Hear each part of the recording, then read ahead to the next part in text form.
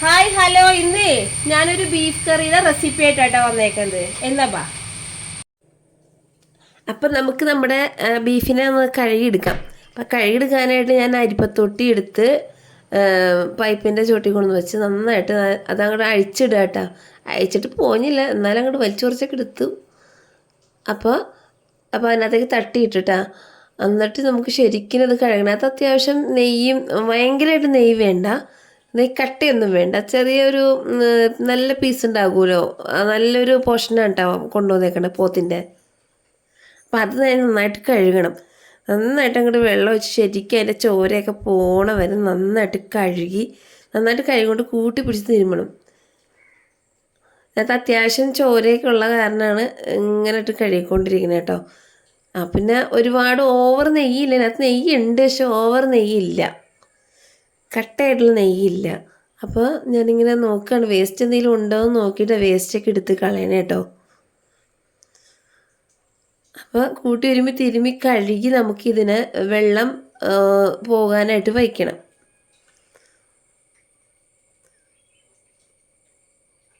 പിന്നെ നമുക്കിതിനകത്ത് വേണ്ട സാധനങ്ങൾ എടുക്കാം.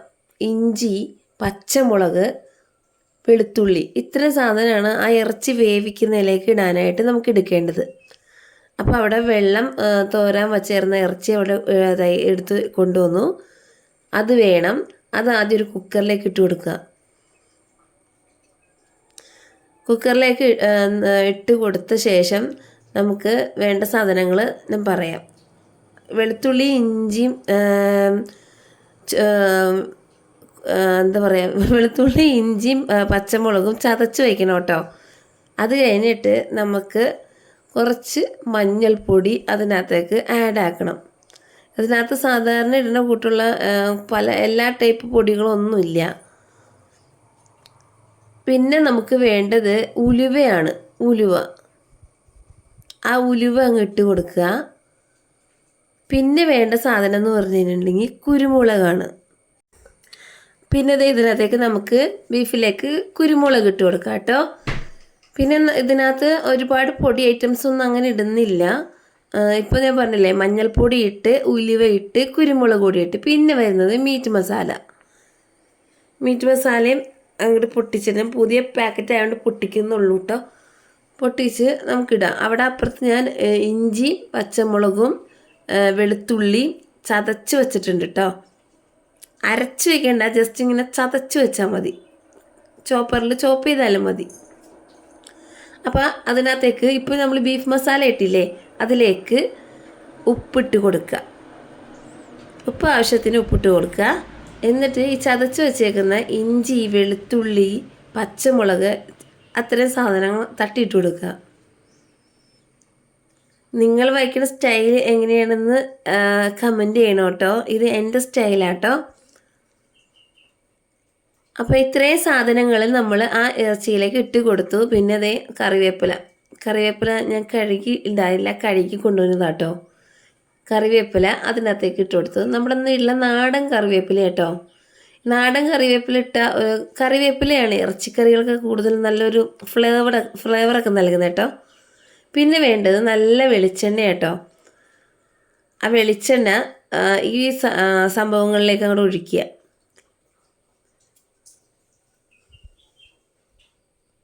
എന്നിട്ട് നമുക്ക് ഇതൊന്ന് കൂട്ടി പിടിച്ച് നന്നായിട്ടൊന്ന് തിരുമ്മി എടുക്കുക കേട്ടോ. ഈ ബീഫിനെ ശരിക്കും ഈ പൊടികളൊക്കെ അങ്ങോട്ട് ചേർന്ന് പിടിക്കാനായിട്ട് നമുക്ക് നന്നായിട്ട് അങ്ങോട്ട് തിരുമ്മി അങ്ങ് കൂട്ടുക. തിരുമ്മലിരിക്കും അതിൻ്റെ ഒരു ഇത്, ആ നെയ്യും കാര്യങ്ങളൊക്കെ ആയിട്ട് ശരിക്കും ആ മസാലയും കാര്യങ്ങളൊക്കെ കൂടി ആകുമ്പോൾ ഒരു നല്ല ഇതായിരിക്കും കേട്ടോ. അങ്ങനെ തിരുമ്മി പിടിപ്പിക്കണം. അപ്പം ഞാൻ ഇത് തിരുമ്മി പിടിപ്പിക്കുകയാണ്.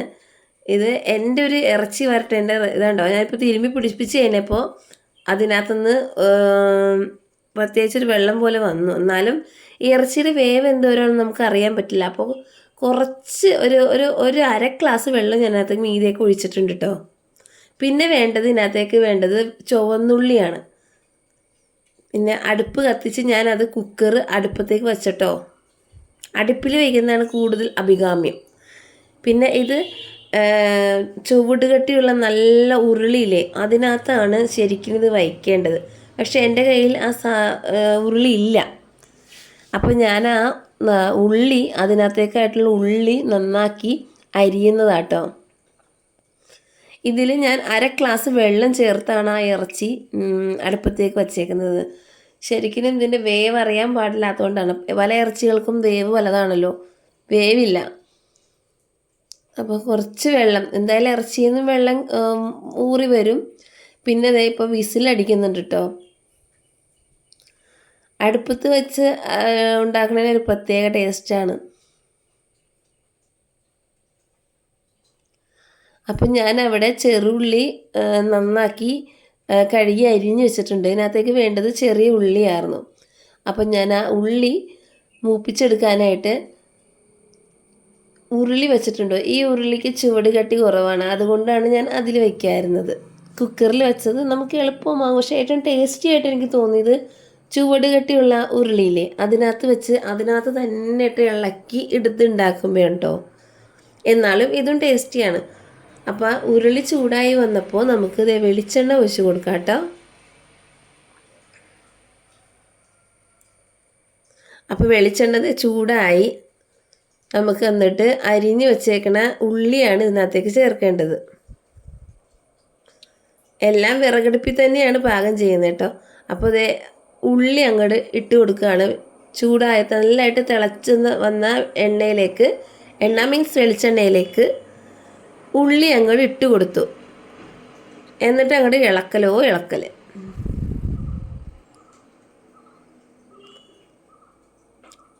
വിസിൽ തട്ടിക്കളയേണ്ടതായിട്ടില്ല. അതിൻ്റെ ഉള്ളിൽ തന്നെ, വിസിലിൻ്റെ ഉള്ളിൽ തന്നെ ഇരുന്ന് അതും വേവട്ടെ. അപ്പോൾ ഏകദേശം ഇവിടെ ചുവന്നുള്ളി മൂത്ത് വരുന്നുണ്ട് കേട്ടോ. ഇതിനകത്ത് ഇതിൻ്റെ ഫ്ലേവർ തരുന്നത്, ഈ ബീഫിനെ ഒരു നല്ല ടേസ്റ്റി ആക്കുന്നത് ഈ ചുവന്നുള്ളി കേട്ടോ. കണ്ടോ, മൂത്ത് തുടങ്ങി.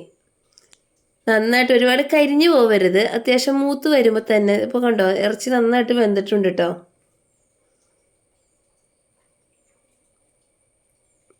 അപ്പോൾ ചുവന്നുള്ളി മൂത്ത് വരുമ്പോൾ അതിലേക്ക് ഒരു അത്യാവശ്യം നമ്മളുടെ എരിവിനനുസരിച്ചുള്ള മുളക് പൊടി ഇടുക. എന്നിട്ട് ശരിക്കും അങ്ങോട്ട് വഴറ്റി കൊടുക്കുക കേട്ടോ. എരിവനുസരിച്ച് കൂട്ടിയോ കുറച്ചോ ഈ മുളക് പൊടി ഇടാം. എന്നിട്ട് നമ്മുടെ ബീഫ് കണ്ടോ, ബീഫിൽ എന്നിട്ടും നമ്മൾ 1/2 ഗ്ലാസ് വെള്ളം മാത്രമേ അതിനകത്തേക്ക് ഒഴിച്ചോളൂ, വേവറിയാത്തത് കൊണ്ട്. ബീഫ് നല്ല സെറ്റായിട്ട് വെന്തിട്ടുണ്ട്. അപ്പോൾ ഇവിടെ ഉള്ളി മുളക് പൊടി നന്നായിട്ട് മൂത്ത്. അപ്പോൾ ആ സമയത്ത് നമുക്ക് ഈ വേവിച്ച് വച്ചിരിക്കുന്ന ബീഫിനെ എടുത്ത് തട്ടിക്കൊടുക്കുക. എന്നിട്ട് ഇളക്കി മിക്സ് ചെയ്ത്, കണ്ടോ, അപ്പം നല്ലൊരു മണം വരും. ഒരു തുള്ളി വെള്ളവും കാര്യങ്ങളും ഒന്നുമില്ല കേട്ടോ. ഇറച്ചിയിൽ എന്താണുള്ളത് അതാണ്, അല്ലാതെ വേവാൻ വേണ്ടിയായിരുന്നു ആ 1/2 ഗ്ലാസ് വെള്ളം ഒഴിച്ചത്. മറ്റേ ചുവട് കട്ടിയുള്ള ഉരുളിയിലാണെങ്കിൽ വെള്ളമൊന്നും ഒഴിക്കേണ്ട ഒരു കാര്യമില്ല. ഇത് കുക്കറിലായതുകൊണ്ടും ഇതിൻ്റെ വേവ് എന്താണെന്ന് അറിയാൻ പാടില്ലാത്തതുകൊണ്ടാണ് ഞാനൊരു 1/2 ഗ്ലാസ് വെള്ളം ഒഴിച്ചത്. ഇപ്പോൾ സംഭവം സെറ്റായിട്ടുണ്ട് കേട്ടോ. നന്നായിട്ട് ഇറച്ചി വരട്ടിയത് സെറ്റായിട്ടുണ്ട്. ഒരുപാട് സാധനങ്ങളൊന്നും വേണ്ട, പൊടികളും കാര്യങ്ങളൊന്നും വേണ്ട. പെട്ടെന്ന് തന്നെ നമുക്ക് തയ്യാറാക്കിയെടുക്കാൻ പറ്റും. അപ്പോൾ അത് നമ്മൾ പത്തിരിയുടെ ഒപ്പം കഴിക്കാം. പത്തിരിയും ഈ ബീഫ് വരട്ടും നല്ല ഒരു കോമ്പിനേഷൻ ആട്ടോ. എല്ലാവരും ഇത് ട്രൈ ചെയ്യണേ. പിന്നെ എൻ്റെ റെസിപ്പി ഇഷ്ടപ്പെട്ടവർ ലൈക്ക് ചെയ്യണേ, സബ് ചെയ്യണേ. നിങ്ങൾ എങ്ങനെയാണ് ബീഫ് വരട്ടൊക്കെ ഉണ്ടാക്കണേന്നും ഒന്ന് പറഞ്ഞു തരണം കേട്ടോ. ഇത് എൻ്റെ സ്റ്റൈലാണ് കേട്ടോ. അപ്പോൾ നമ്മളിത് പത്തിരിയും ബീഫും ഇവിടെ വിളമ്പിക്കഴിഞ്ഞു. എന്നാൽ ഓക്കെ.